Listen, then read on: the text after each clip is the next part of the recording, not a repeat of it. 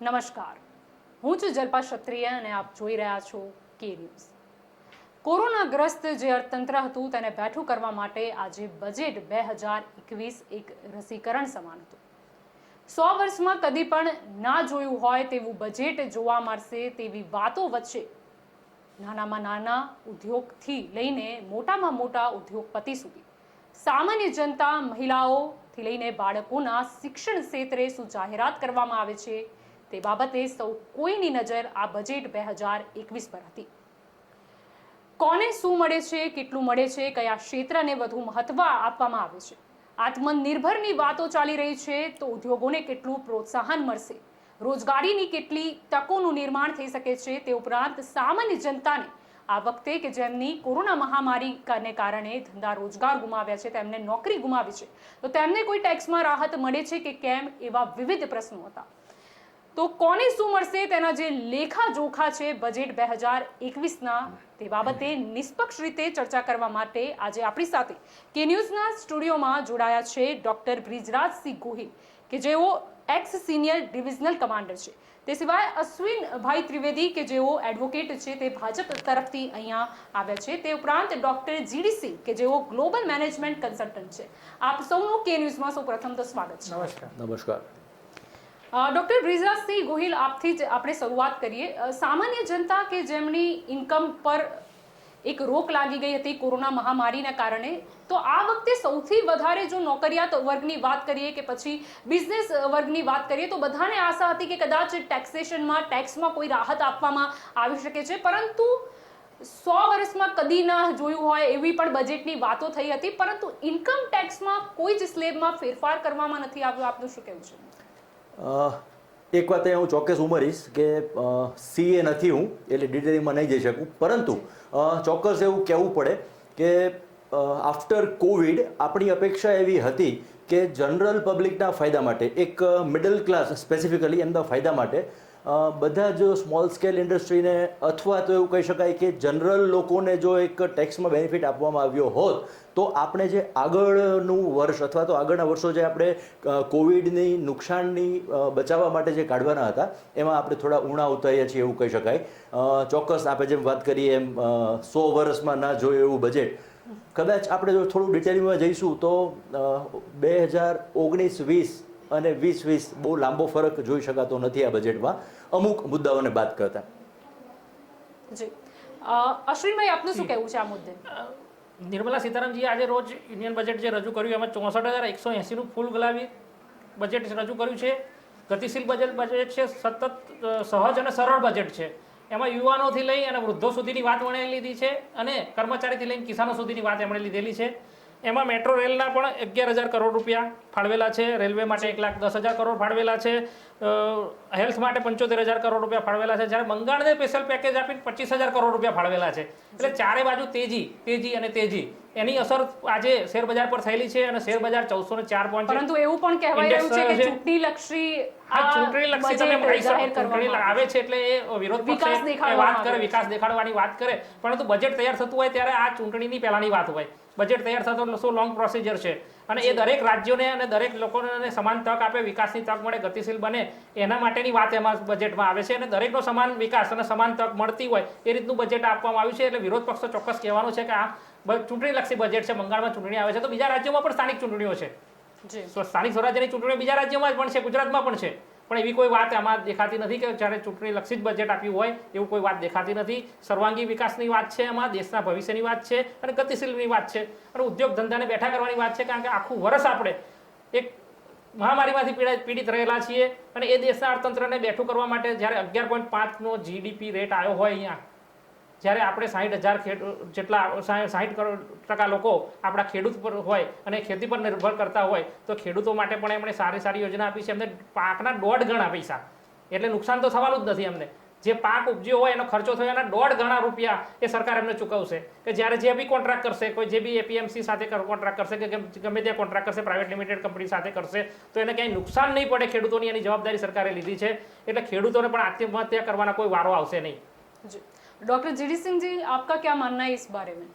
देखिए, as a management consultant अगर मैं ये पूरे बजट को इस बारी अगर देखें और अगर एक रूपरेखा तैयार करें तो जो आत्मनिर्भर भारत की हम बात कर रहे हैं आज इस वक्त, मुझे लगता है कि आत्मनिर्भरता को पहले समझना बहुत ज़रूरी है। आत्मनिर्भरता की अगर हम बात करें तो सेल्फ सफिशिएंट, अब सेल्फ सफिशिएंट आदमी या बिजनेस कम्युनिटी कब बनेगी? जब उन्हें सब एंगल से हम सशक्त बनाएंगे। सिर्फ एक अच्छे बजट से आई थिंक कि ये सारा इम्प्लीमेंट नहीं हो सकता। तो मुद्दे की बात ये है कि आज हम कौन से बजट की बात कर रहे हैं, हम आज ये पैसे का यूटिलाइजेशन की एक्चुअल जो स्टेट ऑफ माइंड है उससे हम कैसे जूझेंगे। तो मेरे ओपिनियन में मैं अगर आज कहूँ तो मार्केट सेंटिमेंट जैसे अश्विन जी ने और बृजराज जी ने बताया है काफ़ी अच्छे हैं।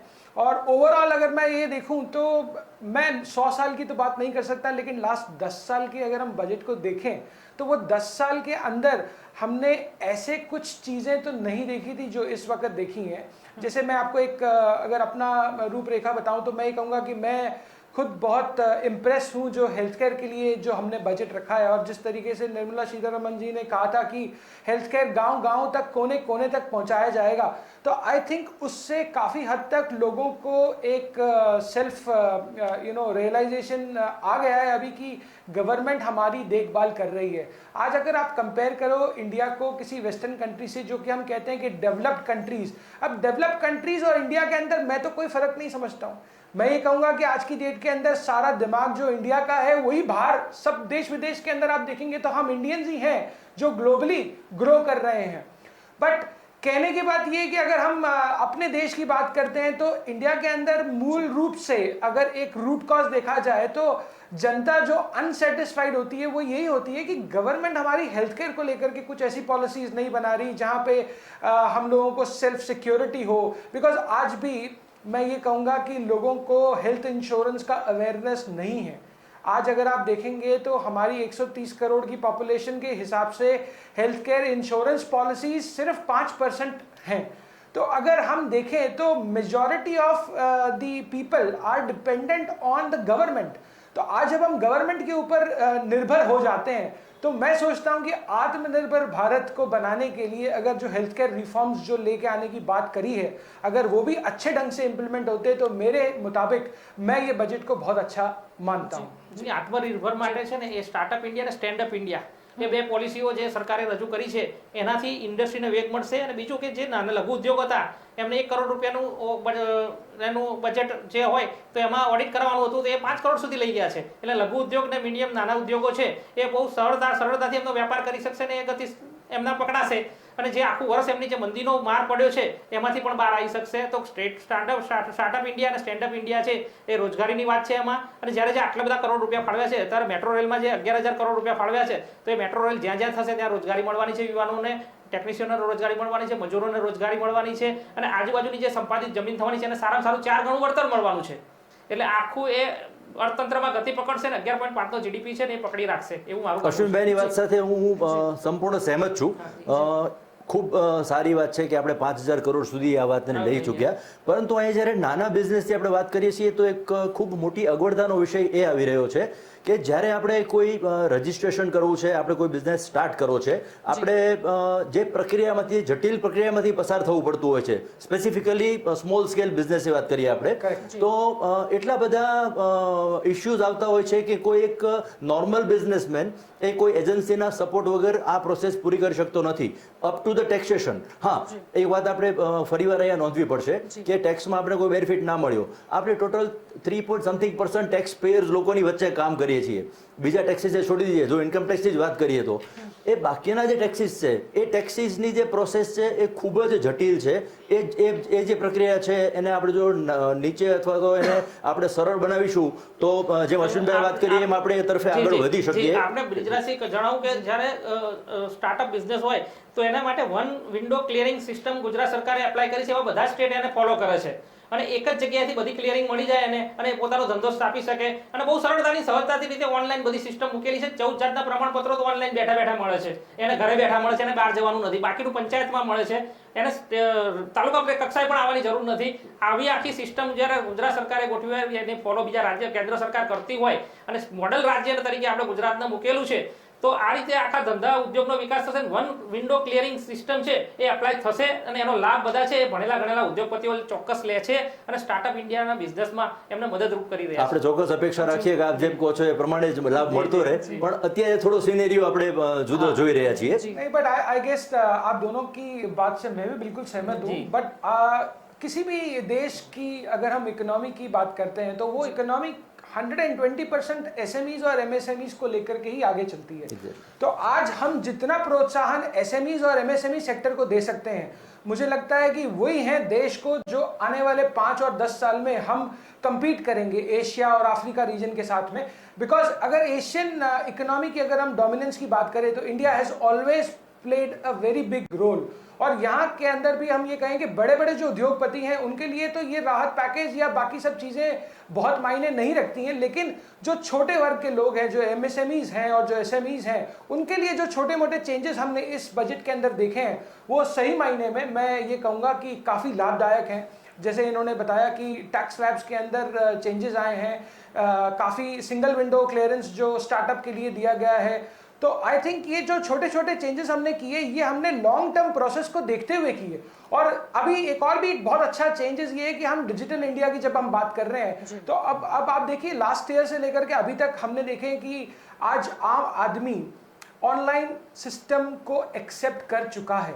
और कुछ हद तक मैं ये कहूंगा कि कोविड का अगर आप फायदा कहें तो मैं ये कहूंगा कि कोविड-19 के अंदर हमने आत्मनिर्भर भारत के साथ साथ हमने अपनी आत्मनिर्भरता के अंदर ये एक बहुत ही बड़ा योगदान देखा है कि सब ऑनलाइन प्लेटफॉर्म की तरफ आ गए. और चाहे आप पेमेंट गेटवे की बात कीजिए, चाहे आप घर का राशन भी आप लेना चाहते हैं तो आप ऑनलाइन ले लेते हैं. तो ये जो फायदा मिला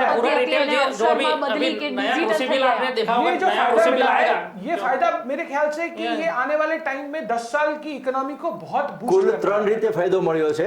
ઓફિસ અને આવવા જવાનો ફ્યુઅલનો ખર્ચો બચી ગયો છે વર્ક ફ્રોમ હોમના કારણે, ઓફિસના બાકીના એક્સપેન્સીસ ઘટી ગયા છે. આ બધા પોઝિટિવ પોઈન્ટ છે. બટ બીજું પણ જે વાત કરી વ્હીકલની એટલે પેટ્રોલ ડીઝલ પર જે કૃષિ સેસની આજે બજેટમાં વાત કરવામાં આવી, એવું પણ કહેવાય રહ્યું છે કે નોર્મલ જે લોકો છે તેને કોઈ પ્રાઇસમાં અફેક્ટ નહીં કરે. આપનું શું કહેવું છે એ મુદ્દે? જી, એમાં જે અત્યારે જે પેટ્રોલ ડીઝલના ભાવ અપ થઈ રહ્યા છે એના કારણે આપણું 598 પોઈન્ટ સમથિંગ ફોરેન ફંડ આપણું જમા થયું છે. તો એક બેનિફિટ એ રહ્યો છે કે આપણે કોઈના પર ડિપેન્ડ નથી, લોન લેવાની આપણી જરૂર નથી, હવે લોન આપી શકે છે. આપણે આજે જોઈએ તો 14 દેશોને છે ને આપણે પેટ્રોલ પૂરું પાડીએ છીએ અને એ કરારો જૂના છે કે આ ભાવમાં પેટ્રોલ એમને પૂરું પાડવું જોઈએ. આજે આપણે પેટ્રોલની ભાવની વાત કરીએ કે સેસ ઘટાડ્યો, ટેક્સ ઘટાડ્યા નથી, રાજ્યના ટેક્સ ઘટાડ્યા નથી, પરંતુ કેન્દ્ર સરકારે જ્યારે ભૂતકાળમાં યુપી સરકાર હતી ત્યારે એમણે જે બીજા દેશો સાથે કોન્ટ્રાક્ટ કરેલા એને ફોલો કરવામાં આવે છે, કારણ કે કોન્ટ્રાક્ટ બહુ લોંગ ટાઈમના હોય છે, 50-50, 100 વર્ષના કોન્ટ્રાક્ટ હોય છે. એટલે એનડીએ સરકાર એમાં કંઈ ચેન્જીસ કરી શકતી નથી અને ફોલો જ કરવાનો હોય છે. અને એના જે લોસ થાય છે એના કારણે જે આપણે દેશની પ્રજાને છે લાભ નથી આપી શકતા, એનું બીજું કોઈ કારણ નથી. પણ એ પેટ્રોલ ડીઝલ આપણે બીજા વેચી અને જે ફોરેન ફંડ આપણે 598 પોઈન્ટ સમથિંગ કરોડ રૂપિયા ભેગું કર્યું છે એના કારણે આત્મનિર્ભર ભારત બનવા માટે અને વિદેશી રોકાણ કરવા માટે પણ આપણે બહુ સારી રીતે તકો મળેલી છે. પેટ્રોલ ડીઝલની જ્યારે વાત ચાલી રહી છે ત્યારે ખેડૂતોના જો મુદ્દાની વાત કરીએ તો એમ પણ ટ્રેક્ટરની વાત કરીએ કે કોઈ પણ મશીનરીની વાત કરીએ એટલે ફાર્મિંગને લગતી, એમાં પણ ડીઝલ વપરાતું હોય છે. તો ખેડૂતો માટે શું કોઈ ખાસ જોગવાઈની જરૂર હતી? અહીંયા એક ખૂબ જ ઉલ્લેખનીય બાબત હું આપની સામે લાવીશ.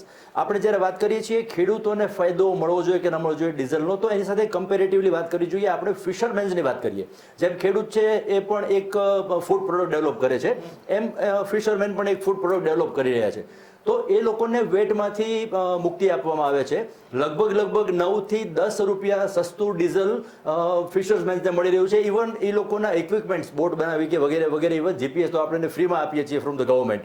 એના સામે ખેડૂતને ડીઝલમાં અથવા તો કોઈ ઇક્વિપમેન્ટ ખરીદવામાં અથવા તો એમનું જે રૂટીન જે ચલાવવાનું છે એમાં ગવર્મેન્ટ તરફથી આ બજેટમાં આપણે એક્સપેક્ટ કરતા હતા કે કોઈ ફાયદો મળવો જોઈએ, એવો કોઈ ફાયદો મળ્યો નથી.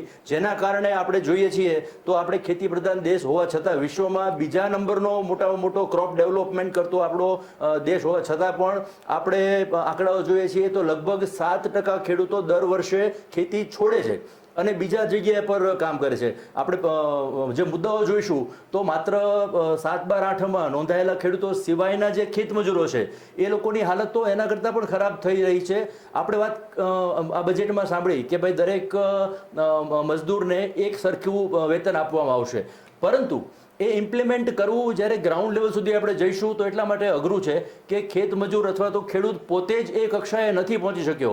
આજે જનરલ આપણે જોવા જઈએ છીએ તો 1 વીઘા પર જે ફાયદો જે એમને મળવું જોઈએ ખેડૂતને એ એટલી નાની માત્રામાં એ આયોજન હોય છે કે એના કારણે સબસિડી નથી મળતી.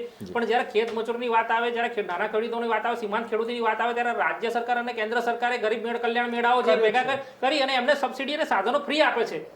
દરેક ઉદ્યોગ માટે આપે છે, એમ ખેતીમાં પણ આપે છે અને એનો લાભ ખેડૂતો લે છે જ. અને ખેડૂતોના મોટા મોટા જે સાધનો છે એમાં પણ સબસિડી છે જ. બ્રિજરાજસિંહ, આપને કદાચ જેનું જાણ નહીં હોય, પરંતુ આપ પણ ખેડૂત છો. એટલે મોટા ખેડૂત છો. બે ત્રણ મુદ્દાઓ બેઝિક રિક્વાયરમેન્ટ છે, ટ્રેક્ટર, બેઝિક રિક્વાયરમેન્ટ છે, પંપ આપણે લેવાનો, આ બધી બાબતો એવી છે.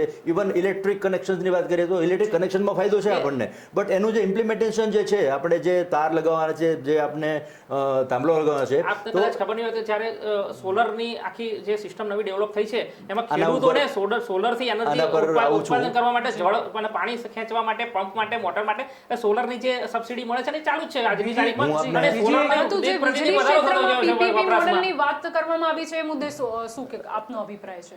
એ ફાયદાકારક રહેશે કે પછી? થોડી વાતને આમાં સિમ્પ્લિફાઈઝ કરવા યોગ્ય હું માનું છું. આપણે સોલાર એનર્જીની વાત કરીએ છીએ તો આપણે સોલાર એનર્જી પાર્ક બનાવ્યું બહુ વખત પહેલા, આજે 12 વર્ષ થયા આપણે કચ્છમાં સોલાર એનર્જી પાર્ક બનાવ્યું સાતરપુર પાસે. હવે એ સોલાર એનર્જી પાર્ક બન્યા પછી પણ આપણો જે બેઝિક ઇલેક્ટ્રિકલ યુઝ જે છે, ઇલેક્ટ્રિકનો યુઝ જે છે, એમાં બહુ મોટો ફરક પડ્યો નથી. ઇવન આપણે વિન્ડ ફાર્મથી જે પ્રોડક્શન કરી રહ્યા છીએ ઇલેક્ટ્રિસિટીનું, તો એનો પણ ઇન્ફ્રાસ્ટ્રક્ચર ઊભું કરવામાં આવતું હતું, હવે એનો બેનિફિટ હવે મળશે. હવે અત્યાર સુધી ઇન્ફ્રાસ્ટ્રક્ચર હતું નહીં આપણી જોડે સોલરનું કોઈ, હવે ઇન્ફ્રાસ્ટ્રક્ચર તૈયાર થઈ ગયું છે, એમાં જે આવક રડવાની છે, બસ આવક રડવાની સમય છે. આ બજેટમાં પોઝિટિવ વાત આપણે એ એક્સપેક્ટ કરતા હતા કે જે 2018-19 બજેટમાં મૂકવામાં આવેલી મુદ્દાઓ હતા એ આપણને આ બજેટમાં ફાયદાકીય દેખાવા જોઈતા હતા. એવું છે કે આપણે આખું વર્ષ જે રીતે પસાર થઈ ગયા છીએ, આપણે 35,000 કરોડ રૂપિયા તો આપણે હેલ્થમાં કોરોનામાં મૂકવા પડ્યા છે અને એ કારણે આખું બજેટ આપણું ખોરવાય એમ હતું. છતાં પણ નિર્મલા સીતારામજીએ બહુ જ દીર્ઘદ્રષ્ટિ રાખી અને જે બજેટ બનાવ્યું છે એમાં ક્યાંય બજેટ ખોરવવા નથી દીધું. 64,000 સમથિંગ કરોડનું જે બજેટ છે એમાં ક્યાંય કોઈ જગ્યાએ નુકસાન કોઈને નથી થયું. ખૂબ આભાર માનવો પડે સ્વાસ્થ્ય માટે થઈને 2,23,000 કરોડ રૂપિયા લોકોને કોરોના વેક્સિન મફત, ફ્રન્ટ વેરિયન્ટ્સ અને બીજા ડોક્ટર્સ લોકોને આપણે 37 લાખ લોકોને આપણે મફત આપી શકે છે. વર્લ્ડમાં આપણે આગળ છે કે 11 દિવસમાં સૌથી વધુ વેક્સિન આપણે અહીંયા આપી શકે છે. એનું કારણ શું છે કે 35,000 કરોડ રૂપિયાના માટે ફાળવવા પડ્યા છે. એટલે બહુ મોટો ભાગ જ્યારે શ્વાસ પાછળ ખર્ચાતો હોય ત્યારે 6 લેયરનું જે આ બજેટ છે એમાં ક્યાંક ના ક્યાંક ખાડો પડવાનો છે અને ખાડો ક્યાંથી ભરવો એ સરકારે જોવાનું છે કે બીજા લોકોને અન્યાય ના થાય, બીજા લોકોનું નુકસાન ના થાય અને એ રીતે આ ખાડો કોરોના મહામારીમાં સામાન્ય જે જનતા છે તેની આવક તો ઘટી જ ગઈ હતી, પરંતુ જો સરકારની આવકની વાત કરીએ તો જીએસટી જે છે તે પણ નહીવત હતું અથવા તો બંધ અમુક ક્ષેત્રમાં કહીએ તો થઈ ગયું હતું. એટલે સરકાર માટે પણ છે કારણ કે આવક અને જાવકનું પણ એમને ધ્યાન રાખવું જોઈએ. जी डॉक्टर जीडी सिंह, मैं आपसे पूछना चाहती हूँ अब कि अगर बैंकिंग इंडस्ट्री की बात की जाए तो जो सरकारी बैंक है उनको 20,000 करोड़ रुपए की इन्वेस्टमेंट की बात की हुई है. आपको क्या लगता है इससे बैंकिंग जो इंडस्ट्री है उसको कितना बेनिफिट होगा या फिर क्या इसकी लॉन्ग टर्म इफेक्ट देखने को? आज के मार्केट सेंटीमेंट को अगर आप देखेंगे उसी से ही आपको पता चल जाएगा कि वेरी पॉजिटिव, हर आदमी इस चीज़ को एक पॉजिटिव एटीट्यूड की तरफ से देख रहा है. बिकॉज बैंकिंग हमारे अर्थव्यवस्था के अंदर सबसे मूल रूप से हावी होता है. आज अगर बैंक उठ रहे हैं या हमारे को, आपने देखा होगा कोविड शुरू होते होते ही हमारे पास में एक येस बैंक का सिनेरियो चल रहा था, तो मार्केट के अंदर परिस्थिति जो थी पूरी विचलित हो रही थी, टर्मोइल जिसको हम कहते हैं कि इकोनॉमी अप डाउन जा रहा है. लेकिन आज जिस सिचुएशन से हम निकल रहे हैं, मुझे लगता है कि बहुत ही अच्छा पक्ष है. सरकार ने जो सोचा है बहुत अच्छा सोचा है. बिकॉज ये एक बहुत ही मूल विषय है जिसे अगर स्ट्रॉन्ग किया गया तो आने वाले समय में इसका इम्पैक्ट लोन्स के अंदर पड़ेगा. एमएसएमईज और एसएमईज को अच्छे लोन दिए जाएंगे. और आई थिंक फार्मर्स की बात कर रहे थे हम, तो फार्मर्स के लिए भी स्पेशल लोन अनाउंस हुए हैं जो आई थिंक अभी आज आपको एक चीज़ और भी बहुत ही इंपॉर्टेंट है जिसकी हम बात कर सकते हैं कि 2 प्राइवेट सेक्टर बैंक को गवर्नमेंट ने अनाउंस किया है कि हम इसे जो पीएसयूज हैं उसको गवर्नमेंट ने अनाउंस किया कि हम प्राइवेटाइज करेंगे. तो ये भी एक बहुत ही बड़ा इम्पैक्ट क्रिएट कर सकता है, क्योंकि आने वाले टाइम के अंदर आप ये देख के चलिए कि ये एम्प्लॉयमेंट क्रिएट करेगा, रोजगार बढ़ाएगा और घर घर तक इसका इम्पैक्ट पहुंच सकता है। बिकॉज बिजनेस को चलाने के लिए हमें एक तरीके से इजी लोन प्रोसेस चाहिए। और अगर गवर्नमेंट ने हमें सपोर्ट किया और उसे ईज कर दिया, बिकॉज यही तो मैंने आपको जैसे पहले बताया था कि वेस्टर्न कंट्री, इंडियन कंट्रीज के अंदर अंतर यही है कि हेल्थ केयर, वहां पे हेल्थ केयर को बहुत इंपॉर्टेंस दिया जाता है। वहां पे आप 911 की सुविधा दबाते ही आपको पता है कि हमारे घर पे एक एम्बुलेंस आकर के खड़ी हो जाएगी।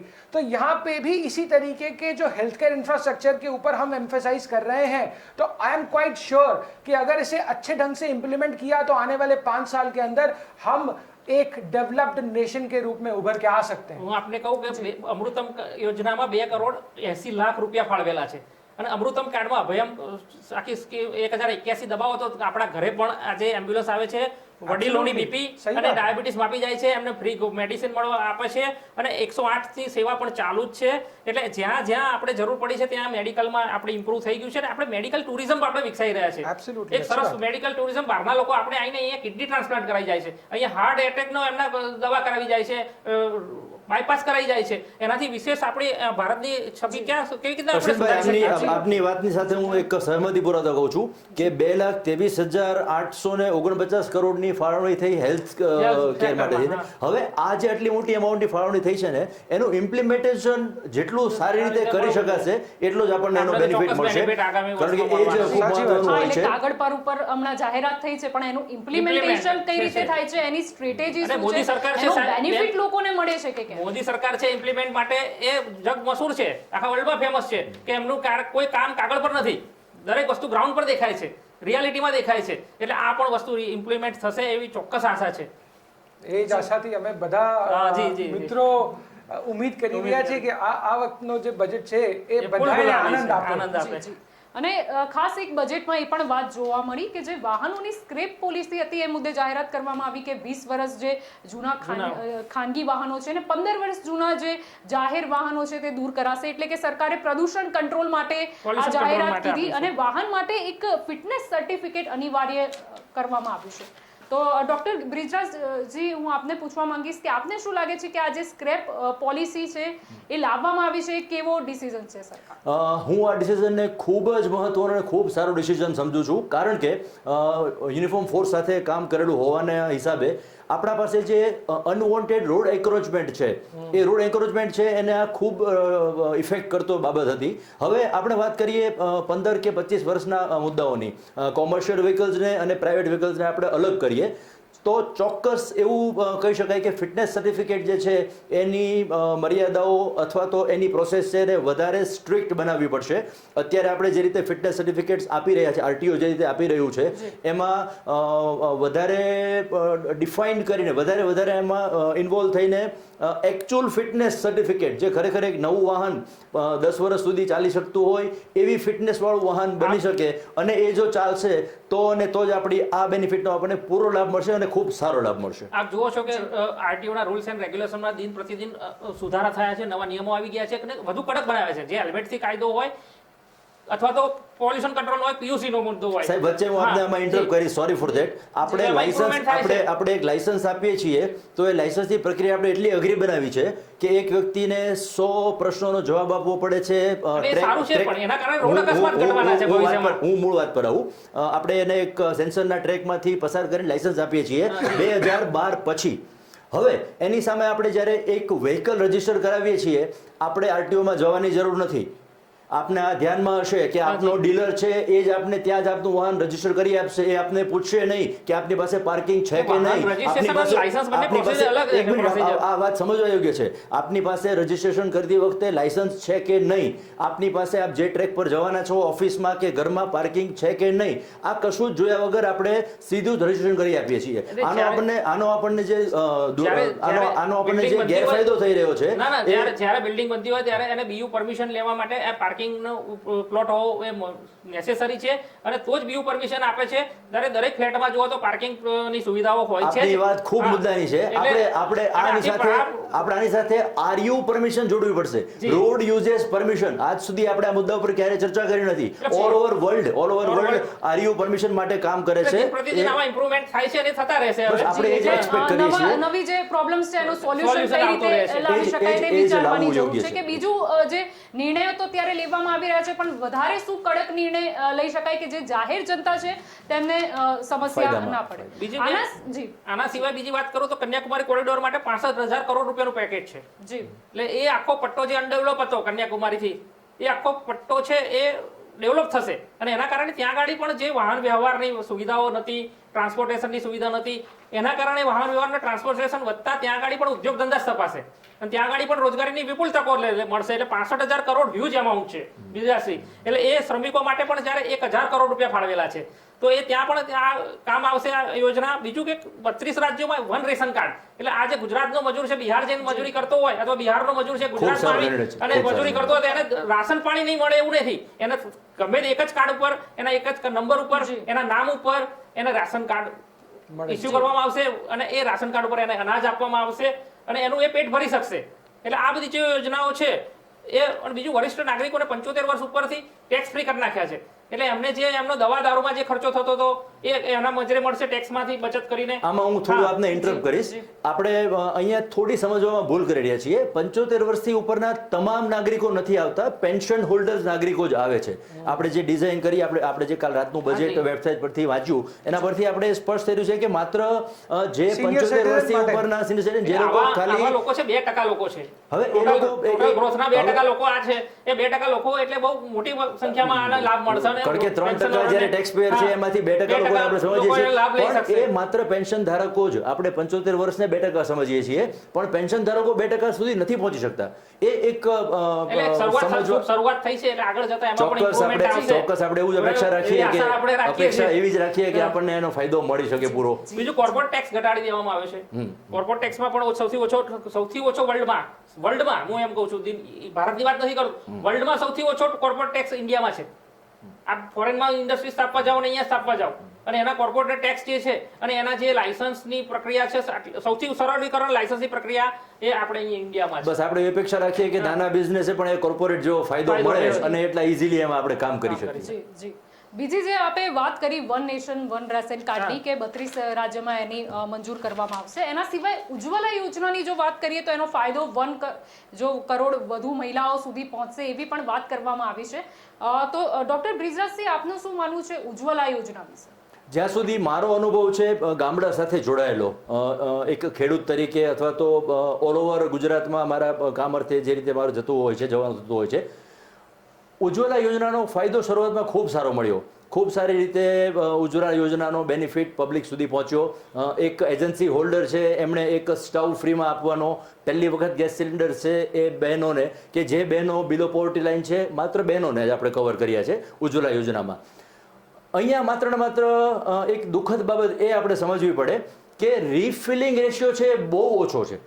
આજે જ્યારે પહેલી વખત જાય છે ઉજ્જવલા યોજનાનો ફાયદો તો પછી જ્યારે બીજી વખત એમને રિફિલ કરવું છે તો એમની પાસે જે લોકલ અવેલેબિલિટી ઓફ ફ્યુલ છે, બીજી જે બાબતો છે ધારો કે લાકડાથી હોય છે, કોલસાથી વગેરે વગેરે, તો એની સામે એમને એલપીજી મોંઘો પડતો હોય છે અને એના કારણે આ યોજના કદાચ થોડી સુધારવામાં આવે. જ્યારે સગવડ મળતી હોય પોલ્યુશન કંટ્રોલ ઘટતું હોય ત્યારે થોડી સુધારવામાં આવે. ટેવ પાડવાની વાત છે કે જ્યારે આપણે પરંપરાગત રીતે સોર્સ છે જે ઉદ્યોગના ફ્યુલના એમાંથી આપણે બહાર નથી નીકળતા અને એ બહાર નીકળવા માટે સરકાર એને પ્રોત્સાહન આપે છે અને સબસિડી આપે છે. એને કાયમી કરવાની વાત નથી હોતી. અશ્વિનભાઈ, યોજના થોડી સુધારવામાં આવે ને તો ચોક્કસ એ દરેક લોકો એનો ફાયદો લઈ શકશે. દરેક બહેનોને આપણે પોલ્यूशन फ्री કરી શકીશું. डॉक्टर जीडीसी आपको बट आई थिंक कि 3 साल के अंदर अभी जो प्लान किया है उसमें और 100 डिस्ट्रिक्ट को ऐड करने की बात करी है. ये सबसे अच्छी बात है बिकॉज मैं ये सोचता हूँ कि और 100 डिस्ट्रिक्ट अगर हम 3 साल के अंदर ऐड कर पाएंगे तो जैसे ब्रिजराज जी ने बताया, मुझे लगता है कि ये जो लाभ पहले नहीं ले पाए थे ये अब ज़्यादा लोग ग्रामीण क्षेत्र में हमारे लोग ले पाएंगे. सो आई थिंक ये बहुत अच्छी पॉइंट है. अगर वैल्यू एडिशन की बात करें तो जो सिटी गैस डिस्ट्रीब्यूशन है वो भी बहुत अब इंटीरियर्स तक पहुंच पाएगा. बिकॉज अगर हमने जैसे ही देखा कि हमने 100 और क्षेत्रों को ऐड कर दिया, 100 डिस्ट्रिक्ट मतलब बहुत बड़ा एक चंक है जो अभी तक इससे विचलित था, उनको हम ऐड कर पा रहे हैं। तो आई थिंक कि ये उज्ज्वला ग्रामीण जो स्कीम है इसका काफ़ी हद तक बहुत अच्छा फायदा उठाया जा सकता है। શ્રીભાઈ, બીજી એક બજેટ 2021માં ખાસ વાત જોવા મળી કે LIC માટે હવે IPO લાવવામાં આવશે। હા, તો LICમાં જે પ્રમાણે આગળ ગ્રોથ થઈ રહ્યો છે LIC નો, સબ નાનાથી નાના માણસ અને મોટાથી મોટો માણસ LIC પ્રીમિયમ લેતો થઈ ગયો છે। પહેલા ઘરે ઘરે જઈને એજન્ટને સમજાવવો પડતો હતો, હવે એજન્ટનો કોન્ટેક્ટ સામેથી કરે છે। આના માટે જઈને એને જે IPO લાવશે તો એને એક આખું એક પ્રાઇવેટ સેક્ટર ઊભું થશે અને એમાંથી પણ બીજી તકો મળશે અને એને પણ ગ્રોથ કરી શકાશે ને એની વળતર છે એ સરવાળે તો છે એ પ્રજાને જ મળશે, કારણ કે જે શેરનો નફો છે એ પ્રજામાં જ વેચાવાનો છે, શેર હોલ્ડરમાં જ વેચાવાનો છે। એટલે પ્રાઇવેટ કોઈ લાભ એક व्यक्ति લઈ શકવાનો નથી એનું, અને હ્યુજ પીપલ છે એ આનો લાભ IPO નો લઈ શકશે। मेरे हिसाब से एक पॉइंट और मैं इन्हीं की बात के ऊपर कहना चाहूंगा कि आज की डेट में जरूरत यही है कि इंश्योरेंस को लोग समझना चालू करें। IPO से एक और फायदा जो ये होगा वो होगा कि जब हम किसी भी चीज में इन्वेस्ट करते हैं, जब हम इन्वेस्टर बन के जुड़ते हैं, तब हम उसका दिल से फायदा उठाते हैं। तो आज अगर 1 करोड़ 30 लाख की आबादी की हम बात करते हैं, उसके अंदर से सिर्फ हार्डली 10% लोग हम जो बोलते हैं, टर्म इंश्योरेंस के विषय में भी लोगों को आज की डेट में पता नहीं है, हेल्थ इंश्योरेंस के विषय में लोगों को पता नहीं था। मतलब बेसिक एमिनिटीज और नेसेसिटीज की जो बात करते हैं, इंश्योरेंस सेक्टर बहुत ही वाइड स्पेक्ट्रम है। સિંહ સાહેબ, આપसे મેં એક બાત બીચ में રોકે, સોરી ફોર ધેટ।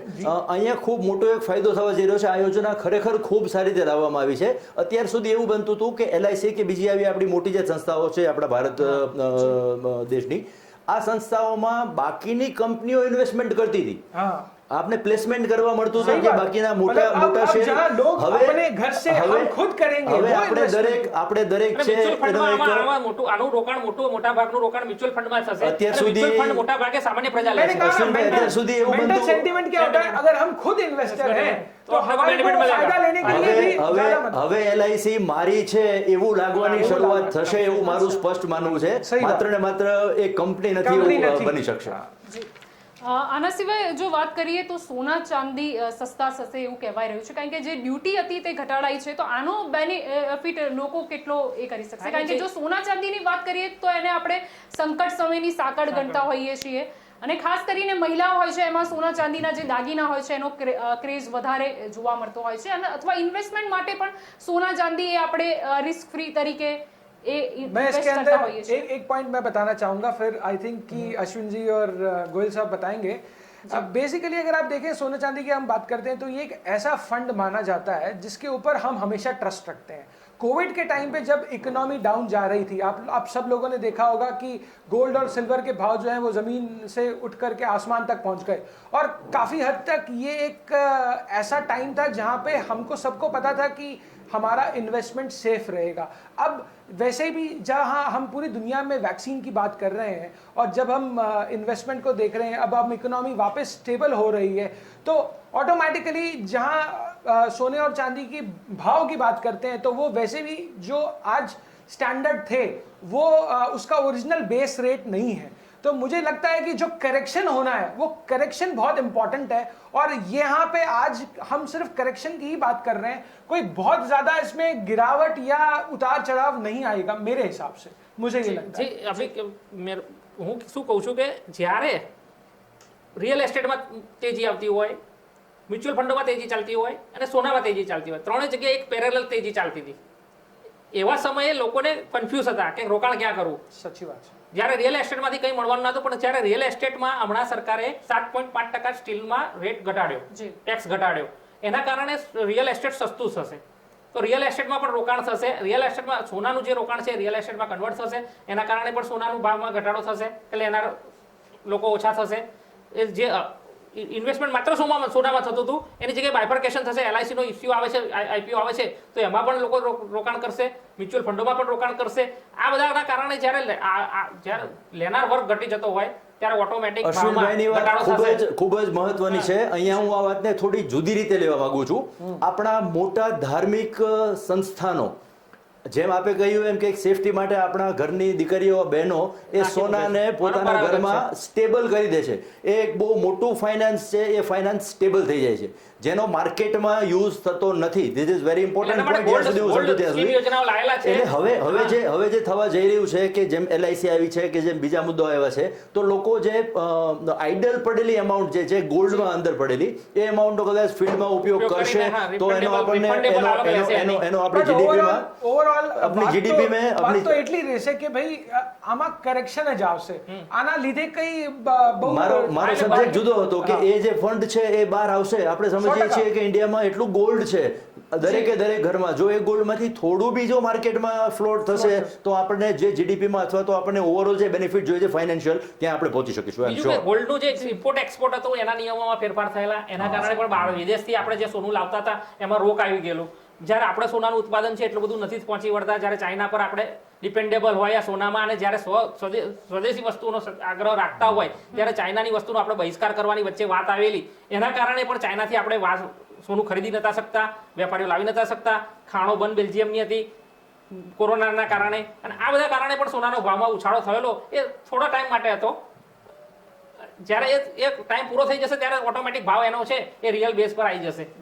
કરેક્શન તો રિક્વાયર્ડ છે માર્કેટની અંદર. જી, એટલે આપ જે બોલો છો સ્વદેશી વસ્તુઓ છે તેને પ્રોત્સાહન મળે એટલા માટે એવું પણ હમણાં છે કે મોબાઈલની વાત કરીએ કે કોઈ પણ ઉપકરણની વાત કરીએ તો એ પણ મોંઘા થશે એવું કહેવાય રહ્યું છે. તે ઉપરાંત જો વિદેશી કપડાની વાત કરીએ તો એ મોંઘા થશે, એના મુકાબલે જે સ્વદેશી કપડા હશે એ સસ્તા ભાવે મળશે. એટલે કે એક પ્રોત્સાહન આપવા માટે આત્મનિર્ભરની મેક ઇન ઇન્ડિયાની વાત કરવામાં આવી છે.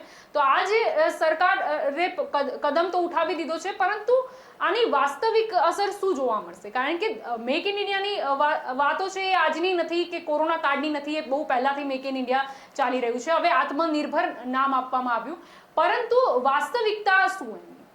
મેક ઇન ઇન્ડિયા અને મેડ ઇન ઇન્ડિયા ની જ્યારે વાત આવતી હોય ત્યારે દરેકને પોતાનું આત્મગૌરવની વાત આવતી હોય છે પોતાના પર, કે આપણા દેશનું સ્વમાન, આપણું સ્વાભિમાન, એની વાત જ્યારે કરતા હોઈએ ત્યારે લોકો ઇમોશનલી થાય.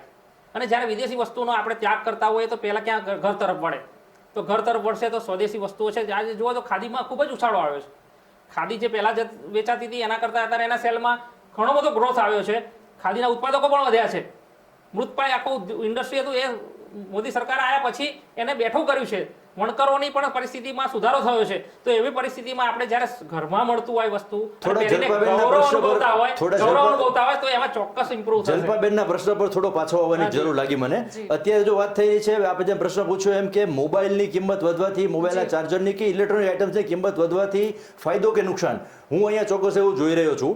આફ્ટર કોવિડ ઇફેક્ટ આપણે મેક્સિમમ ઓનલાઈન કામ કરતા થયા છીએ. આજે આપણા મોટા ભાગના વિદ્યાર્થીઓએ લગભગ આ આખું વર્ષ, લગભગ છેલ્લા 9 મહિના તો મોબાઈલથી અથવા ટેબથી કે એવી રીતે જ કામ કર્યું છે. ને હજી હું બહુ શ્યોર છું કે આગળનો લાંબો સમય જે છે એ હવે આપણે ઓનલાઈન પ્રોસેસ પર જ કામ કરવાના છીએ. તો આ એક નિર્ણય છે, એના ઉપર સારી અસરની જગ્યાએ હું નેગેટિવ અસર જોઈ, જસ્ટ બીકોઝ ઓફ કે આવતું જનરેશન હવે ધીરે ધીરે આ તરફે જ આગળ વધવાનું છે. કારણ કે એના બીજા બધા બહુ મોટા ફાયદાઓ દેખાયા છે આપણને. ટાઈમથી શરૂ કરીને આપણે જેમ પહેલા વાત થઈ એમ રોડ ઉપરના ટ્રાફિકથી શરૂ કરીને બીજા એક્સપેન્સીસ સુધી. તો આમાં કદાચ થોડા સુધારાઓ રિક્વાયર્ડ હોઈ શકે. આખી વાત છે ગ્લોબલાઇઝેશન તરફ જઈ રહી છે. જ્યારે ઇન્ટરનેટની વાત આવે ત્યારે વૈશ્વિક વાત છે આખી. અને વૈશ્વિક વાતમાં જ્યારે ઇન્ટરનેટ આપણે પહેલા ગેજેટ પણ મોંઘા ખરીદતા હતા, ઇન્ટરનેટના ડેટા પણ આપણે મોંઘા ખરીદતા હતા. જ્યારે જીઓ આવ્યા પછી, સ્વદેશી વસ્તુ છે જીઓ, તો જીઓ આવ્યા પછી આપણે એમાં બીજી કંપનીઓને પણ જે કોમ્પિટિશનમાં હતી એમણે પણ ભાવ ઘટાડી દેવા પડે. તો આમાં પણ એ જ થશે કે જ્યારે સ્વદેશી વસ્તુ ઉત્પાદન થતું ચાલુ થશે ત્યારે વિદેશી વસ્તુના જે ફોરેનના લોકો છે એ પણ ઓટોમેટિક એના માર્કેટમાં ટકવા માટે એના ભાવ ઘટાડી. આપણે એ જ એક્સપેક્ટ કરીએ છીએ કે વહેલામાં વહેલા આપણે ટેબ્સ ગેજેટ્સ અહીંયા डेवलप करता થઈએ.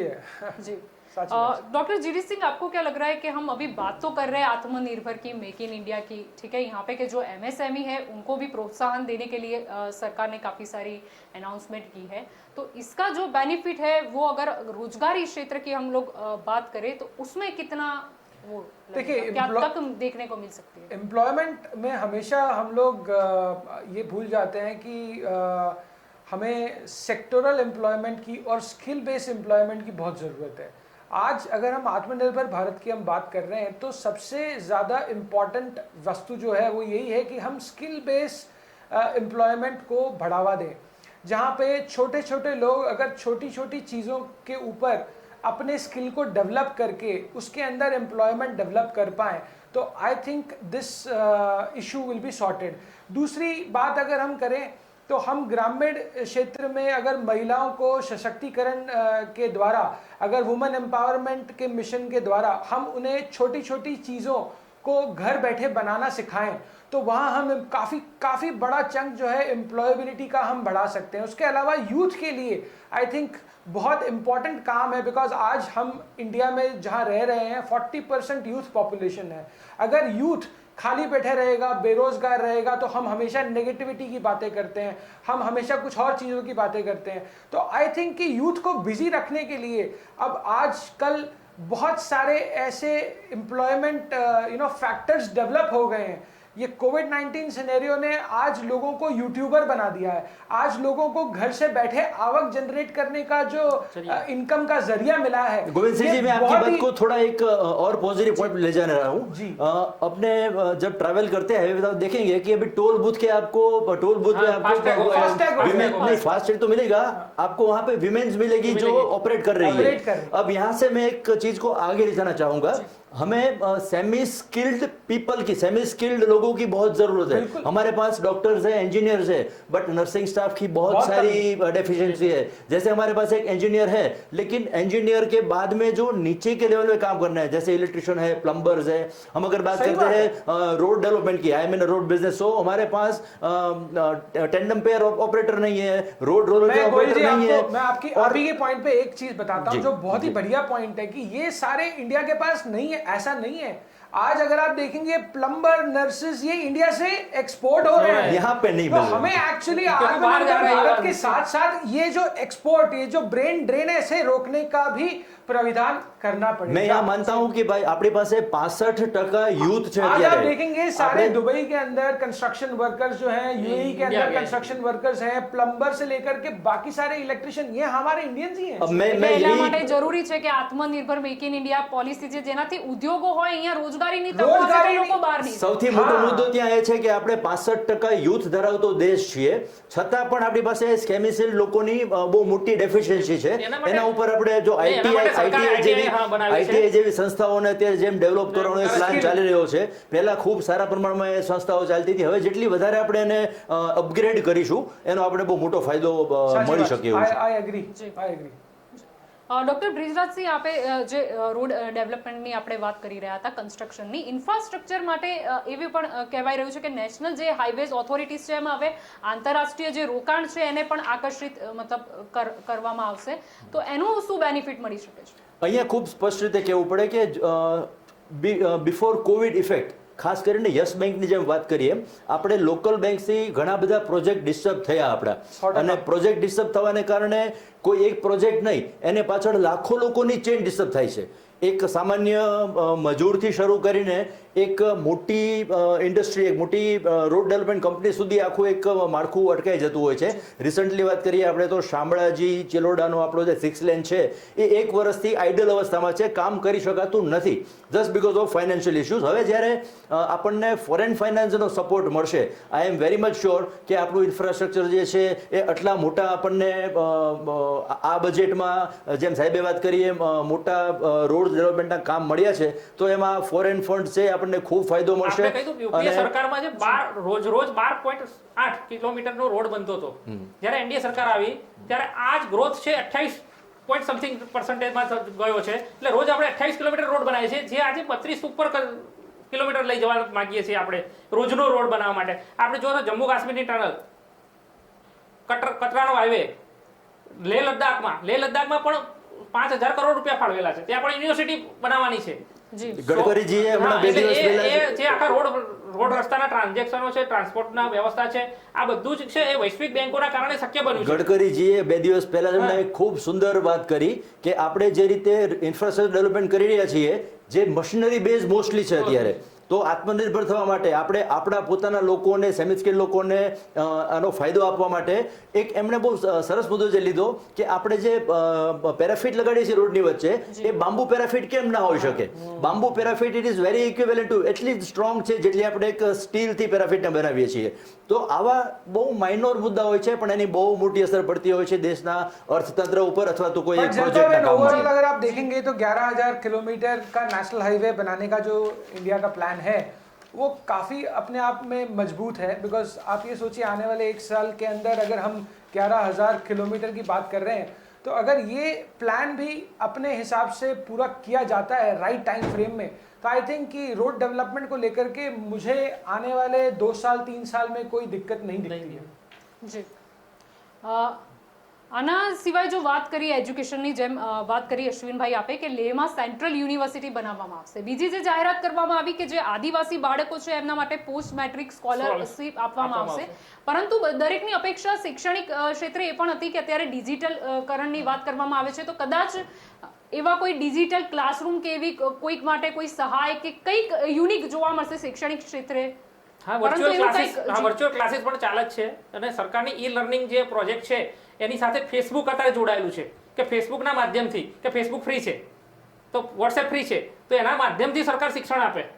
ખાલી ડેટા જ નાખવાનો છે મોબાઈલમાં અને પરંતુ જો સામાન્ય વર્ગની વાત કરીએ કે જેમના ઘરમાં જેમ કે બાળકો છે તે બે થી વધારે છે જોઈન્ટ ફેમિલીમાં રહેતા હોય ને મોબાઈલની જે આપણે એન્ડ્રોઈડ ફોનની વાત કરીએ તો ટેબ્લેટ આપે છે સરકાર એમાં પણ ઇન્ટરનેટ જો કનેક્શન કરીને આપવાનું છે તો સરકાર ટેબ્લેટ આપે છે ને બહુ સસ્તામાં આપે છે. બાળકો છે એમનું શું જ્યાં ઇન્ટરનેટની સુવિધા જ નથી. એના ટાવરોનું ગ્રોથ ચાલુ છે કે ટાવરો જ્યારે જીઓ છે એને ટાવરો નાખ્યા તો હમણાં જે કૃષિ આંદોલન થયું એમાં 5,000 ટાવરો એના તૂટી ગયા.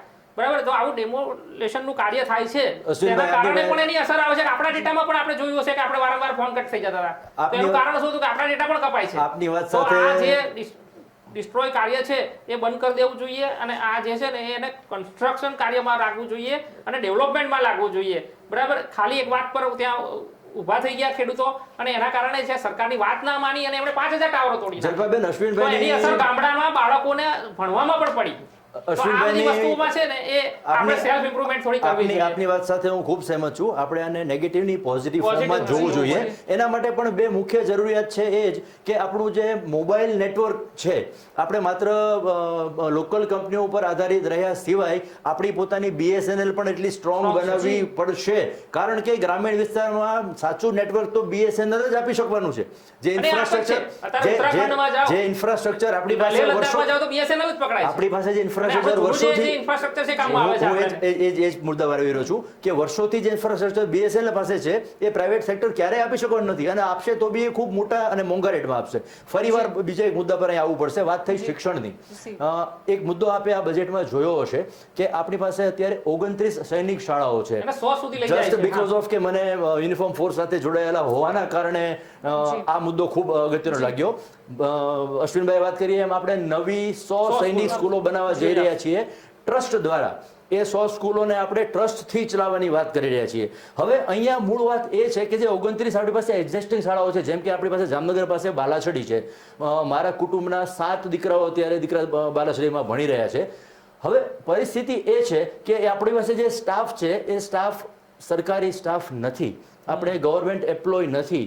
ઇવન ત્યાં આગળ સ્ટાફની ડેફિશિયન્સી અને એ સ્ટાફને આપવામાં આવતી જે સુવિધાઓ છે એ પણ એટલી ઇક્વિપ્ડ અથવા તો એટલી એઝ પર રિક્વાયરમેન્ટ નથી જેના કારણે અત્યારે પણ આપણને જે ત્યાંથી આઉટપુટ બેનિફિટ મળવો જોઈએ એ બેનિફિટ મળી રહ્યો નથી. તો બેટર ઇઝ ધેટ કે પહેલાં આપણે જે 29 આપણી પાસે અવેલેબલ હાલમાં જે આપણી પાસે જે સૈનિક સ્કૂલો છે એને પહેલા તો અપગ્રેડ કરીએ કારણ કે સૈન્ય ખૂબ જ મહત્વની બાબત છે દેશના કોઈ પણ સ્કૂલો તો ખરી બીજી ગામડામાં 758 સ્કૂલો ખોલવાની છે.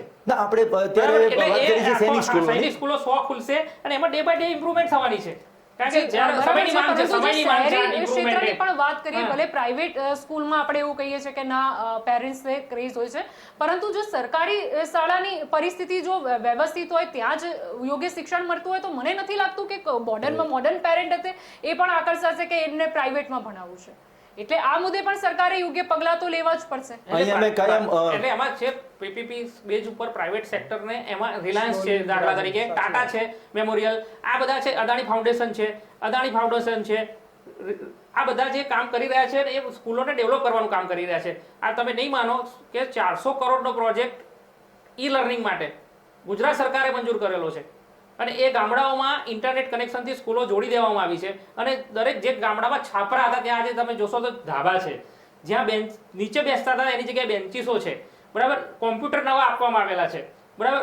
ટેબ્લેટ આપવામાં આવી છે. એટલે આધુનિક ઇન્ફ્રાસ્ટ્રક્ચરથી સ્કૂલોને જોડી દેવામાં આવી છે અને બાળકોને છે ને જે બપોરે જે ભોજન આપવામાં આવે છે મધ્યાહન ભોજન યોજના, હું આપની વાત સાથે એના કારણે પણ ત્યાં ગાડી જમવા ગરીબ બાળકો છે ને પેટ ભરવા માટે પણ ત્યાં આકર્ષાય છે ને એના કારણે પણ ત્યાં ભણે છે. આપની આ વાતથી હું ખૂબ મોટી અપેક્ષા રાખું છું કે જે આપણી પાસે ઇન્ફ્રાસ્ટ્રક્ચર બન્યું છે એટલા જ શિક્ષકો મળે, એ જે કોમ્પ્યુટર્સ આપણે મૂકેલા છે એને એટલા જ ઓપરેટર્સ મળે અને એના કારણે બાળકો સુધી સાચું શિક્ષણ પહોંચે તો જ બની શકશે કે આપણા બાળકો સરકારી સ્કૂલોમાં જવા માટે પ્રેરાશે. આજે આપણે જોઈએ છીએ તો નાનામાં નાના મતલબ આપણે એવું ન કહી શકાય પણ મધ્યમ વર્ગથી નીચેના માણસો પણ છે એ સરકારી શાળામાં જવા માટે થઈને અટકાય છે, નથી જઈ રહ્યા, કારણ કે શિક્ષકોની એક બહુ મોટી આપણી પાસે કમી છે.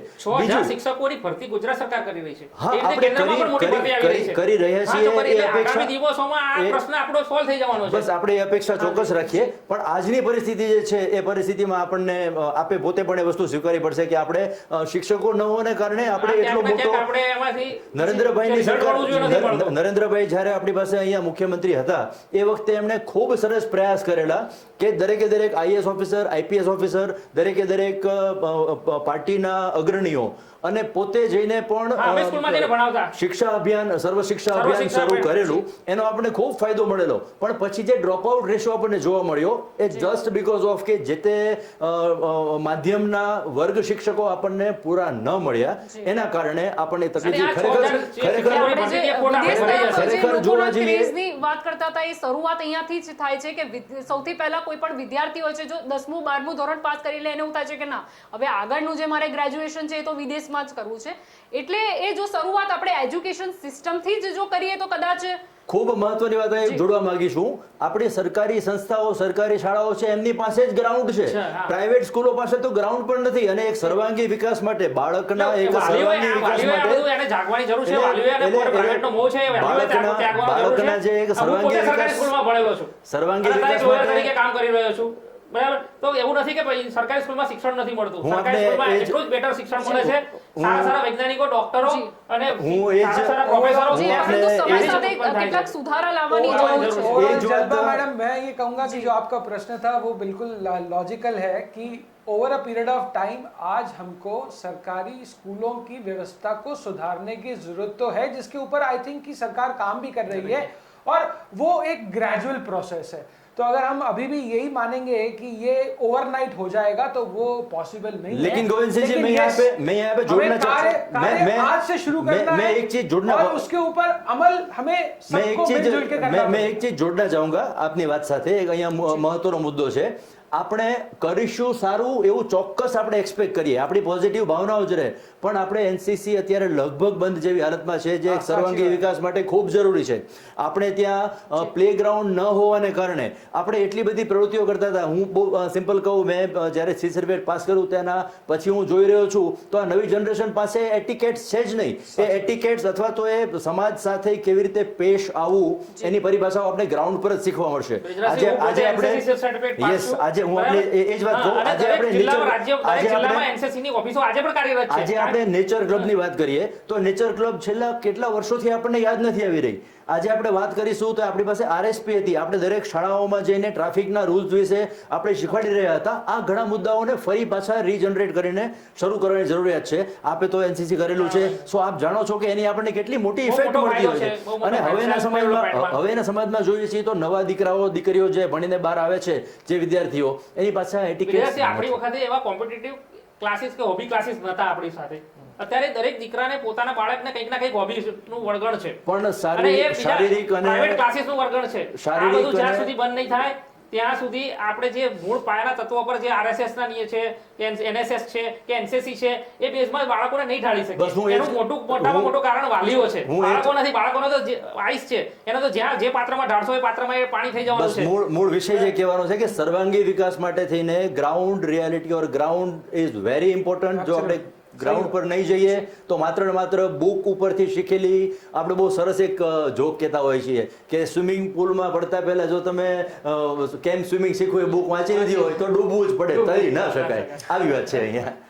જી વેરી બિલકુલ. નાઇસ. એટલે અહીંયા આપણે સરકારી જે પરિસ્થિતિ છે શાળાઓની એની પણ વાત કરી, આપણે પ્રાઇવેટાઇઝેશનને કેમ પ્રોત્સાહન આપવાની જરૂર છે એ પણ વાત કરી. જો LIC અને BSNL ની પણ જે વાત ચાલી હતી તો એવું કહેવાય રહ્યું હતું કે જે લાસ્ટ બજેટ હતું એ ટાઈમ પીરિયડમાં તો સરકારે LIC અને BSNL છે એ વેચવા કાઢ્યું હતું ને, પણ હવે ફરીથી એને બેઠું કરવા માટેનું પ્લાનિંગની વાત કરી રહી છે.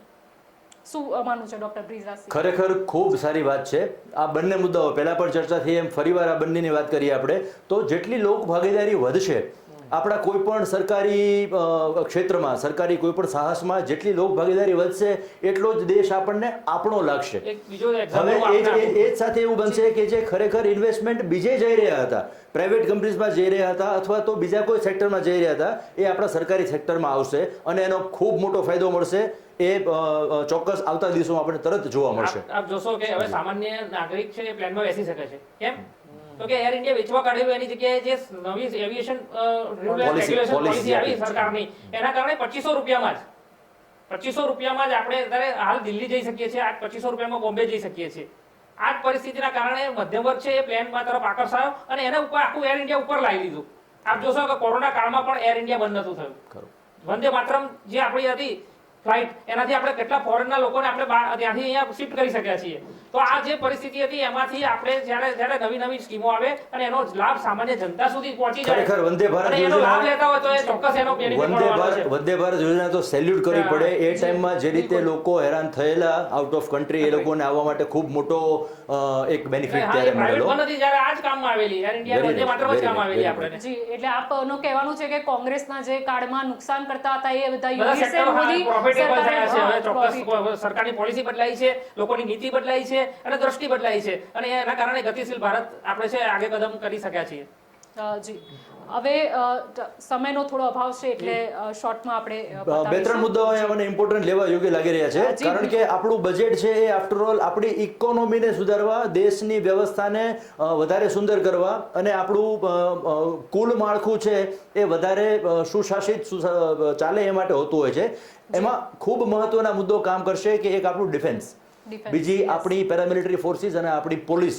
હવે અત્યારે જે મુદ્દાની વાત કરીએ છીએ તો આપ સૌ જાણો છો, તમામ દર્શક મિત્રો, આપની આ ચેનલથી હું આ વાતને કહેવા જઈશ કે આજે આપણે આપણા આર્મી મેન જે છે, આપણો એક જે સૈનિક છે, અથવા તો આપણે વાત કરીશું સૈનિકથી લઈને હાયર કેડરના કમાન્ડર્સ અને DGP સુધીની વાત કરીશું આપણે, તો એ લોકોને સેમ ટેક્સ ભરવો પડે છે જે ટેક્સ કોમન લોકોને ભરવો પડે છે.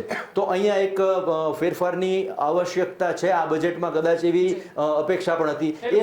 એ સાથે બીજો એક મુદ્દો, પછી ડોક્ટર પણ માંગે કારણ કે એ લોકો પણ ફ્રન્ટ વોરિયર છે, જેમ આ પોલીસમેન છે આર્મીની એ લોકો પણ હોસ્પિટલમાં જજુમે છે અને પછી આખું દેખાદેખીનો માહોલ ઉભો થાય અને સરકારને અલગ જગ્યાએ લડવું પડે. આર્મી અને પોલીસનો થોડો ડિફરન્ટ રોલ હોય છે. આપવામાં આવે છે, બેનિફિટ આપવામાં આવે છે. અને હવે સાથે હું એક બીજો વાત જોડવા માંગીશ કે જે રીતે આપણી CDS જે છે, જે આપણી કેન્ટીન્સ જે છે દરેક આપણા આર્મીના કેમ્પમાં, તો આ કેન્ટીનની સાથે અગર પોલીસને, હોમગાર્ડ્સ વગેરેની બાકીની ફોર્સને જો જોડવામાં આવે અને એનો બેનિફિટ આપવામાં આવે તો એમની આજીવિકા થોડી સુધરી શકશે. અત્યારે જે લોકો આપ જોઈએ છીએ કે જ્યારે એક પોલીસમેન છે એ 50ની એજ આસપાસ પહોંચે છે તો એનું સ્વાસ્થ્ય પણ એટલું ખરાબ થઈ ચૂક્યું હોય છે.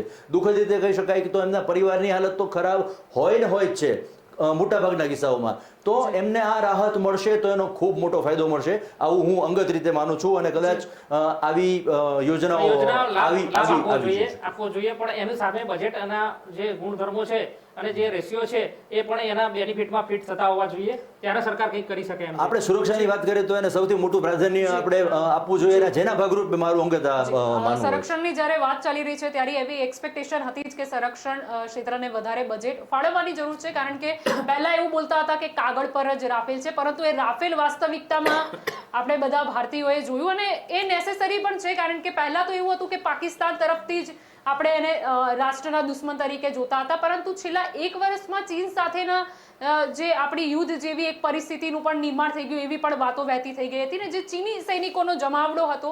એટલે સંરક્ષણ પણ દેશનું મજબૂત હોવું એ સૌથી પહેલી જરૂરિયાત છે. અને આપ રાફેલ જુઓ છો ને, આપ ટેન્ક જુઓ છો, રાફેલ જુઓ છો, સબમરીન જુઓ છો, પનડુબ્બી જુઓ છો, આ બધું જે ઇમ્પ્રુવમેન્ટ થયું છે એનડીએ સરકારમાં થયું છે. અને એના કારણે રાફેલ છે એ તો વૈશ્વિક લેવલનું આખું જે જહાજ આપણે લાવ્યા છીએ, ફાઇટર પ્લેન લાવ્યા છીએ, એના કારણે તો આપણે ઉરી જેવા નો બદલો લઈ શક્યા. જી, પહેલા કોંગ્રેસ એવું હતું કે રાફેલને કૌભાંડ કહેતી હતી ને મોદી એ સરકારે બતાવ્યું કે ના દુશ્મન સામે લડવાનું આપણે ઘરમાં ઘૂસકે મારેંગે હમ. એ રીતેથી આપણે જે કરી શક્યા એ આધુનિક સાધનોના કારણે કરી શક્યા. પક્ષની વાત કરવાની જગ્યાએ રાફેલ ઉરી પહેલા નહોતું આવ્યું, રાફેલ ઉરી પછી આવ્યું, પણ બીજા આપણી પાસે ઘણા બધા એવા ઇક્વિપમેન્ટ છે. પણ હું જે મૂળ વાત કરી રહ્યો હતો કે આપણે આર્મીને વધુ ને વધુ ફાયદો આપવા માટે આર્મીને અથવા તો આપણી તમામ યુનિફોર્મ ફોર્સિસને જો પ્રોત્સાહન આપીશું તો આપણે જે સુનેરા ભારતની કલ્પના કરી રહ્યા છીએ, આપણે જે એક સમાજને ખૂબ સુંદર રીતે આગળ વધારતો જોવો છે, એમાં સૌથી મેજર રોલ એમનો રહેવાનો છે. જી બ્રિજરાજસિંહ, હું આપણી લાગણી છે એ સરકાર સુધી પહોંચાડવાનો પ્રયત્ન કરીશ Please, અને please. આગામી બજેટમાં આના માટે જોગવાઈ થાય એવો ચોક્કસ પ્રયત્ન હું કરીશ. આપનો ખૂબ આભારી રહીશ, ખૂબ આભારી રહીશ. જી જી તો છેલ્લે આપણે શોર્ટમાં જો કહીએ ડૉક્ટર બ્રિજરાજસિંહ, શરૂઆત આપથી કરીએ કે જો છેલ્લે બોલવું હોય કે બજેટ 2021 જાહેર કરવામાં આવ્યું એમાં સૌથી સારી બાબત કઈ રહી ને કઈ બાબત કે કદાચ એની જોગવાઈ કરી શકતા હતા? 2020-21 નું બજેટ અને 2019-20 ના બજેટને બેને આપણે જો કમ્પેર કરીએ તો આ બજેટ ચોક્કસ હું 40-50% પ્લસ ગણું છું, સારું ગણી રહ્યો છું. 40-50% મારા ઓબ્ઝર્વેશન મુજબ. ખાસ જોવામાં આવીએ તો આપણને જે રીતે સ્ટોક માર્કેટમાં ઇમિડિયેટ ઇફેક્ટ દેખાણી આજથી જ એ એક બહુ મુખ્ય મુદ્દો રહ્યો. એ સાથે આપણે જે રીતે હેલ્થ સેક્ટર પર જે કામ કરવા જઈ રહ્યા છીએ, હેલ્થ સેક્ટર પર આપણને જે રીતે 2,23,08,047 કરોડ રૂપિયાની જે ગ્રાન્ટ ફાળવવામાં આવી છે, હવે એનો જે ઉપયોગ થશે એ ખૂબ મોટા સ્કેલમાં થશે. હા, અહીંયા આપણે એવું પણ એક્સપેક્ટ કરીએ કે એ નવા સ્ટ્રેટને લગતી બાબતોમાં પણ એનું કોઈ એક આયોજન જોવા મળે. આ સાથે અશ્વિનભાઈ સાહેબે વાત કરી એ પ્રમાણે કે આપણને જે નવા કોરિડોર મળ્યા છે સ્પેશિયલ ફોર ધ રેલ્સ, તો એ પણ ખૂબ આપણને કામમાં આવશે. જેમ સાહેબે વાત કરી કે પ્લેનમાં ઓરડું સસ્તું થયું છે, તો રેલની પણ બહુ મોટી જરૂરિયાત છે, કારણ કે આપણા દેશનો બહુ મોટો પાર્ટ છે એ રેલવેમાં જ મુસાફરી કરે છે. તો એ પણ એક ખૂબ સારી યોજના કહી શકાય. એ પ્રમાણે જે ગ્રાહકોને વીજ કંપની પસંદ કરવાનો એક મોકો મળ્યો છે, આ પણ એક ખૂબ જ મહત્વનો મુદ્દો છે જે આપણે આખા ડિસ્કશનમાં લઈ શક્યા નથી.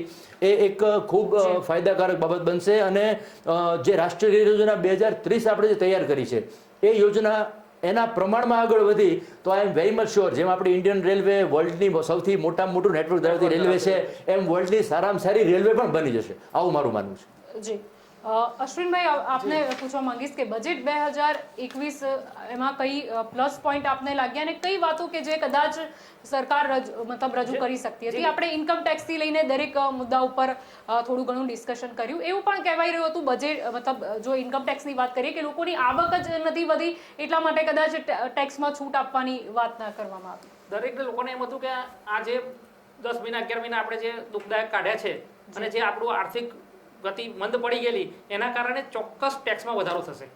એ આશા વિરોધ પક્ષની ફળીભૂત થઈ નથી. જે કુનેહપૂર્વકનું બજેટ એ નિર્મલા સીતારામજીએ પેશ કર્યું છે અને ફૂલ ગુલાબી તેજીવાળું બજેટ છે. તરત જ સેન્સેક્સ હાઈ થયો છે. જો બજેટ સારું ના હોત તો તરત સેન્સેક્સ પડી ગયો. ભૂતકાળના આપણા અનુભવ છે, દાખલા છે. એ જ રીતે ગતિશીલ બજેટ છે, સમજદારીપૂર્વકનું બજેટ છે અને વિકાસલક્ષી બજેટ છે આ. અને એના કારણે ચોક્કસ આગામી ભવિષ્યમાં ભારત નંબર 1 બનશે અને વિશ્વગुरु बनवा जई रही है, एवी तो मैंने आशा दिखाई है.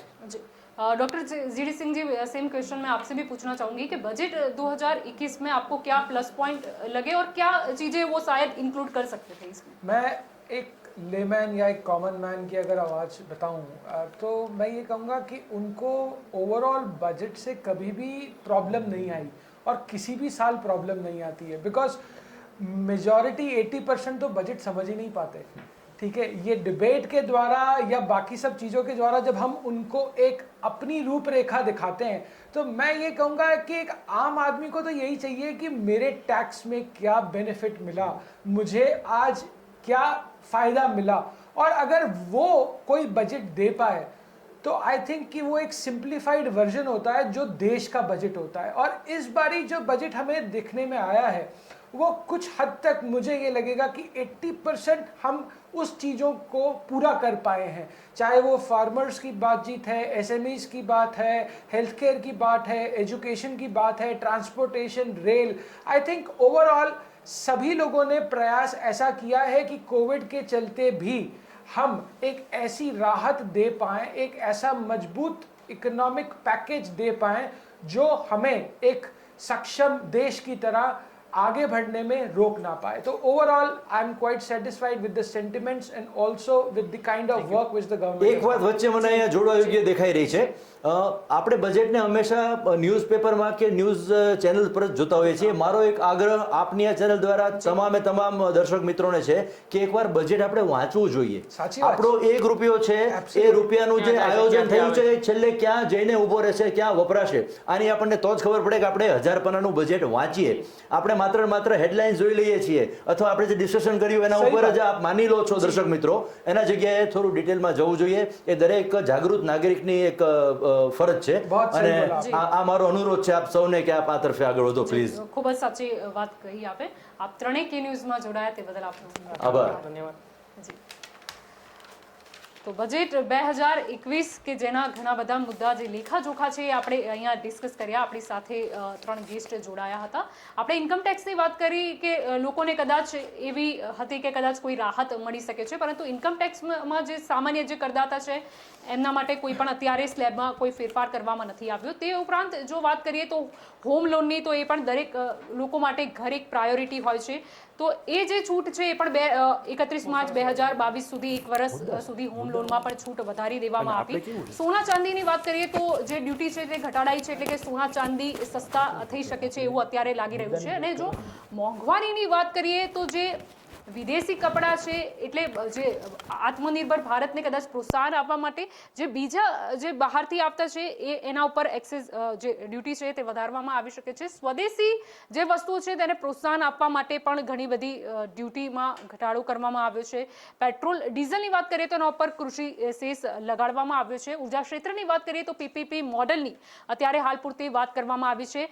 હેલ્થ સેક્ટરની વાત કરીએ તો 15 હેલ્થ ઇમરજન્સી ઓપરેશન સેન્ટર બનાવવાની શરૂ કરાશે તેવી વાત કરવામાં આવી છે. અને તે સિવાય સૌથી ખાસ કે 2 મોબાઈલ હોસ્પિટલ બનાવવાની પણ અત્યારે જાહેરાત કરવામાં આવી છે. ઇન્ફ્રાસ્ટ્રક્ચરની વાત કરીએ તો નેશનલ હાઈવેઝ ઓથોરિટીઝમાં હવે આંતરરાષ્ટ્રીય રોકાણને આકર્ષિત કરાશે એવું પણ હાલ કહેવાઈ રહ્યું છે. મેટ્રોની પણ વાત કરવામાં આવી કે 27 શહેરોમાં 1016 કિલોમીટર મેટ્રોનું અત્યારે કામ ચાલી રહ્યું છે, એટલે કે આવનારા ભવિષ્યમાં જનતાને તે લાભદાયી નીવડશે. રેલવેની પણ વાત કરવામાં આવી કે 1.10 લાખ કરોડ રૂપિયા રેલવેને આપવામાં આવ્યા છે. બેન્કિંગ ક્ષેત્રની વાત કરીએ તો સરકારી જે બેંક છે તેને 20,000 કરોડની મદદ એટલે કે રોકાણ કરવામાં આવશે. તે સિવાય એલઆઈસીની વાત કરીએ તો એલઆઈસી માટે આઈપીઓ લાવવામાં આવશે. વાહનોની સ્ક્રેપ પોલિસી માટે પણ જાહેરાત કરવામાં આવી કે 20 વર્ષ જે જૂના ખાનગી વાહનો છે અને 15 વર્ષ જૂના જે જાહેર વાહનો છે તે દૂર કરવામાં આવશે. એટલે કે સરકારે પ્રદૂષણ કંટ્રોલ માટે પણ વિચાર્યું છે, એટલે કે ફિટનેસ સર્ટિફિકેટ અનિવાર્ય રહેશે. હવે એની ગ્રાઉન્ડ રિયાલિટી છે કે ઘણા બધા કંટ્રોલ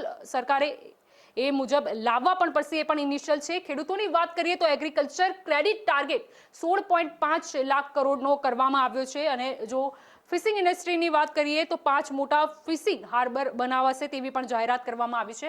હવે જો ગરીબ વર્ગની વાત કરીએ તો વન નેશન વન રાશન કાર્ડની વાત કરવામાં આવી છે કે 32 રાજ્યમાં તે મંજૂર કરવામાં આવશે. ઉજ્જવલ યોજનાનો ફાયદો 1 કરોડ વધુ મહિલાઓ સુધી પહોંચાડવામાં આવશે તેવી પણ વાત કરવામાં આવી છે. તો બજેટ 2021ના લેખાજોખા તો આપણે અહીંયા ડિસ્કસ કર્યા. હવે જોવાનું એ જ છે કે આગામી મહિનાઓમાં તેની શું ઇફેક્ટ નજરે પડે છે. અત્યારે તો જાહેરાત કરવામાં આવી છે, પરંતુ લોકોને કેટલો ફાયદો થાય છે, ઉદ્યોગોને કેટલો ફાયદો થાય છે, રોજગારી કેટલી મળે છે, અથવા તો જે સામાન્ય જે માણસ છે તેની ખરીદ શક્તિમાં કેટલો વધારો થાય છે તે તો હવે જોવાનું રહ્યું. તો બજેટ 2021માં અત્યારે બસ આટલું જ. વધુ સમાચાર માટે આપ જોડાયેલા રહેજો કે ન્યૂઝ સાથે. નમસ્કાર.